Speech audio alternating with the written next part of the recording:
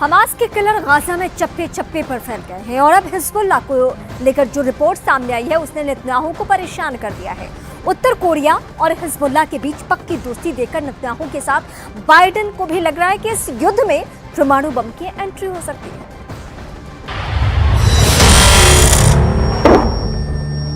Hezbollah का सबसे नया वीडियो। लेबनान इजराइल बॉर्डर पर एक पोस्ट के पास सफेद रंग का ट्रक जा रहा है, तभी होता है एंटी टैंक मिसाइल से हमला।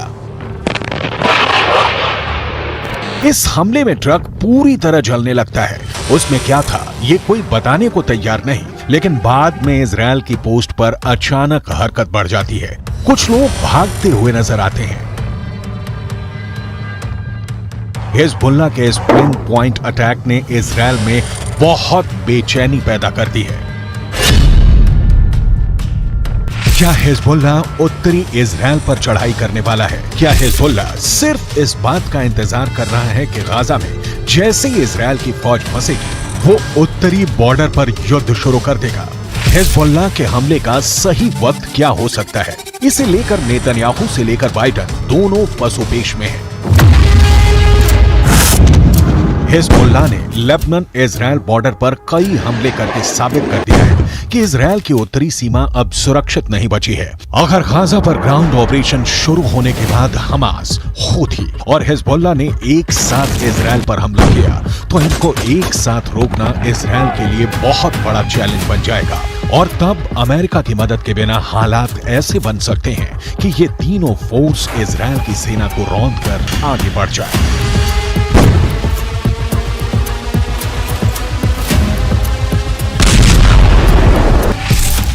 गाजा में हमास के लड़ाकों की तादाद 40 से 50 हजार के करीब है।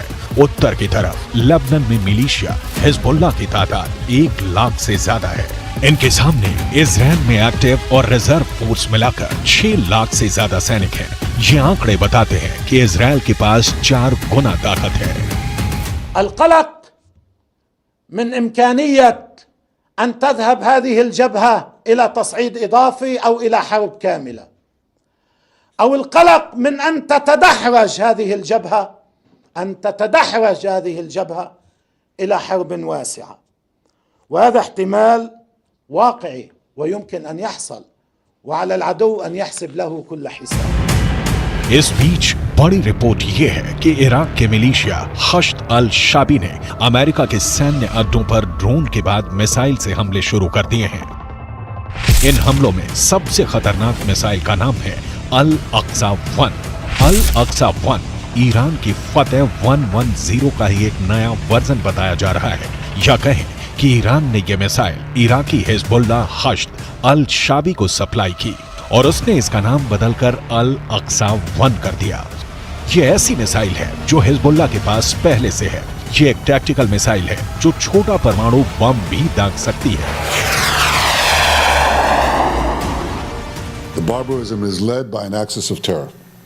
The axis of terror is led by Iran. It includes Hezbollah, Hamas, Houthis, and their other minions. They seek to bring the Middle East and the world back to a dark age. They seek to torpedo, to derail any progress towards peace and the progress and the promise that we had in our budding peace treaties with our Arab neighbors. इसीलिए इस ballistic missile को लेकर अब सबसे बड़ा सवाल पूछा जा रहा है कि क्या हिजबुल्लाह के पास टैक्टिकल हमले के लिए परमाणु बम भी हो सकता है? ऐसा परमाणु बम जिससे कम दायरे में बड़ी तबाही मचाई जा सके। क्या हिजबुल्लाह के चीफ हसन नसरल्लाह ने यह परमाणु सीक्रेट अभी तक छुपा कर रखा हुआ है? 2006 में अमेरिकी कांग्रेस को दी गई एक रिपोर्ट में कहा गया था कि लेबनान के मिलिशिया हिजबुल्लाह के उत्तर कोरिया से गहरे संबंध हैं। उत्तर कोरिया हिजबुल्लाह को हथियार भी देता रहा है। इसमें रॉकेट और मिसाइल से लेकर बम और गोले भी हैं। उत्तर कोरिया के लीडर किम जोंग उन को हिजबुल्लाह का बहुत बड़ा फैन कहा जाता है। उत्तर कोरिया ने फिलिस्तीन का भी हमेशा समर्थन किया है और अब दक्षिण कोरिया से ऐसी रिपोर्ट आ रही है कि जो रॉकेट हमास और हिजबुल्लाह इस्तेमाल कर रहे हैं उन पर मेड इन उत्तर कोरिया वाली छाप लगी हुई है। इनका लॉन्चिंग सिस्टम 2014 में ही उत्तर कोरिया से सप्लाई किया गया था। ऐसे रॉकेट हमास को भी मिले, हिजबुल्लाह को भी दिए गए। इसमें 122 मिलीमीटर का कात्यूशा रॉकेट भी है, जिससे हिजबुल्लाह ने उत्तरी इजराइल पर हमले तेज किए हैं। सवाल है, हिजबुल्लाह और किम जोंग उन का याराना डेंजर मार्क के ऊपर जा चुका है, और क्या इसमें कोई परमाणु सीक्रेट भी छुपा हुआ है?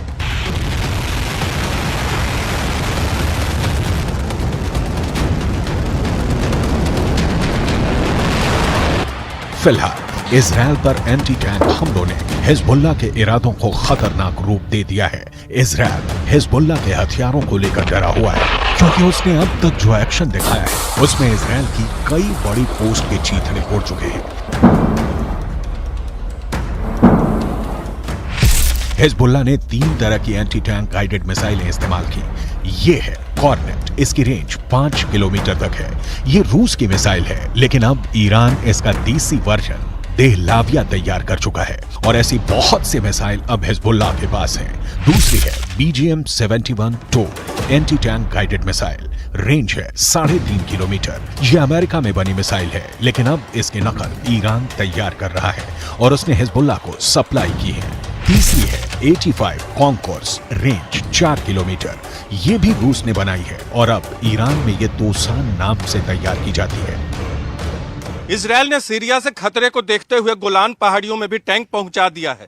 ये हिस्सा पहले सीरिया का हिस्सा था, लेकिन 1967 के युद्ध में सीरिया से इजराइल ने इस हिस्से को अपने कब्जे में ले लिया। लेबनान, सीरिया और इजराइल के ट्राई जंक्शन वाले इलाके में हिजबुल्लाह का पूरा कंट्रोल है। इजराइल पर वार करने के लिए उसको जो मिसाइल मिली है, वो उसे ईरान से सप्लाई की जाती रही है, और ऐसी मिसाइलों का हिजबुल्लाह के पास बहुत बड़ा जखीरा है। तीनों मिसाइल बहुत ही घातक है, लेकिन अब एक बड़ी मिसाइल का नाम सामने आ रहा है, वो है फतह 110। इस मिसाइल से नेतन्याहू को डर लग रहा है, तो उसकी बहुत बड़ी वजह है ईरान की ये मिसाइल 300 किलोमीटर तक हमला कर सकती है, और ये अपने टारगेट के 3 मीटर के दायरे में गिरती है। एक बैलिस्टिक मिसाइल का इतना सटीक होना बहुत बड़ी बात है, और यही बात इजराइल को परेशान कर रही है। फतह 110 की 2 और खास बातें हैं, जिसकी वजह से इसे रोकने में इजराइल को बहुत मुश्किल आ सकती है। ये सॉलिड फ्यूल वाली मिसाइल है, ये कम वक्त में लॉन्च के लिए तैयार की जा सकती है, और ये रोड मोबाइल है, यानी इसे कहीं से भी लॉन्च किया जा सकता है, और फिर अपना ठिकाना बदलना बहुत आसान है। ما يجري على جبهتنا مهم جدا ومؤثر جدا. قد يبدو للبعض الذي يتوقع أو يطالب أن يدخل حزب الله سريعا في حرب شاملة وكاملة مع العدو، قد يبدو ما يجري على الحدود متواضع. इजराइल के लिए इससे भी बड़ा खौफ क्या है, वो बहुत ध्यान से समझिएगा। बाइडन से लेकर नेतन्याहू को भी पता है कि फतह 110 मिसाइल को रोकना बहुत मुश्किल है, क्योंकि अमेरिका भी इस मिसाइल को रोकने में पूरी तरह फेल रहा है। अमेरिका को हमले की जानकारी तो मिल गई थी, इसीलिए उसके सैनिक आसपास अंडरग्राउंड हो गए थे। तब ईरान ने फतह मिसाइल का ही एक पुराना वर्जन इस्तेमाल किया था, और अमेरिका के एयर डिफेंस सिस्टम इस मिसाइल को रोकने में नाकाम रहे थे। ईरान ने ऐसी करीब 20 मिसाइलें दागी थी। ये जहां गिरी वहां ऐसे ऐसे गड्ढे बने, और 100 से ज्यादा अमेरिकी सैनिकों को धमाकों से गहरा सदमा पहुंचा था। देखा जाए तो इस वक्त पूरे पश्चिम एशिया में युद्ध की चिंगारी पहुंच चुकी है। इजराइल से लेकर गाजा तक, गाजा से निकली आग लेबनान तक पहुंच चुकी है। चिंगारी सीरिया और ईरान में भी नजर आ रही है, और अब उत्तर कोरिया से मिले हथियार बड़ा खतरा बनते दिखाई दे रहे हैं। If they go strong, if they're not defeated, they will derail this process. They will imperil the entire Middle East. If the Middle East falls to the axis of terror, Europe will be next, and no one will be safe. This is not a local battle. This is a global battle. The paramount need is to defeat this axis. That battle is now being waged by us against Hamas in Gaza. There is no substitute for victory.